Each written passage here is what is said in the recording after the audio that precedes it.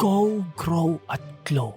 Yan ang tatlong mahiwagang kulay na taglay ng makapangyarihang kwintas na tinatawag na Nutri-Stone.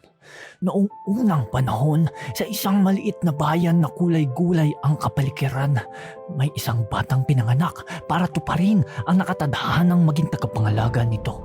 Si Mali ay lumaki bilang isang mabait na bata, kumakain ng tama para pangalagaan ang kwintas. Pero ang di niya alam, ang lahat ng ito ay magbabago. Ang mga tsirya, mababait na nilalang, ay nagdudulot ng saya sa kanila sa pamamagitan ng masasarap na piraso ng pagkain. Ngunit inapuso nila ito.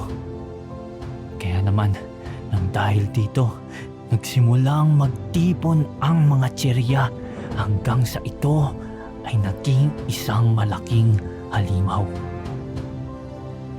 Ang Tsirya Monster ay nagdulot ng takot at kasiraan sa bayan. Para mailigtas sila, ang Nutri-Stone ay lumiwanag ng napakalakas hanggang sa ito ay nagdulot ng isang malakas na pagsabog na siyang nakapagpataboy sa halimaw. Ngunit kasabay nito ay ang pagkapundi rin ng kulay ng kwintas. Kaya naman, para maibalik ang proteksyon ng bayan at ang kulay ng Nutri-Stone, si Mali ay nakatakdang maglakbay.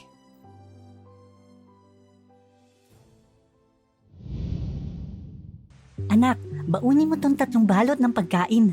Bawat isa ay may ibang tulong na mabibigay sa'yo. Pero dapat kainin mo lang tong kinakailangan, ha? O siya, mag-iingat ka at hihintayin ko ang pagbabalik mo. Opo, Mama. Pagbubutihin ko po. Sige po, aalis na po ako. Basta tatandaan mo, naniniwala ako sa kakayanan mong maibabalik mo rin ang mga kulay ng Nutri-Stone.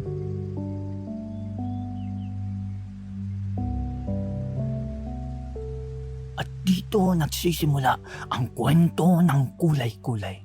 Halina at samahan natin si Mali sa kanyang paglalakbay upang maibalik ang mga kulay ng Nutri-Stone at ang kapayapaan ng kanilang bayan.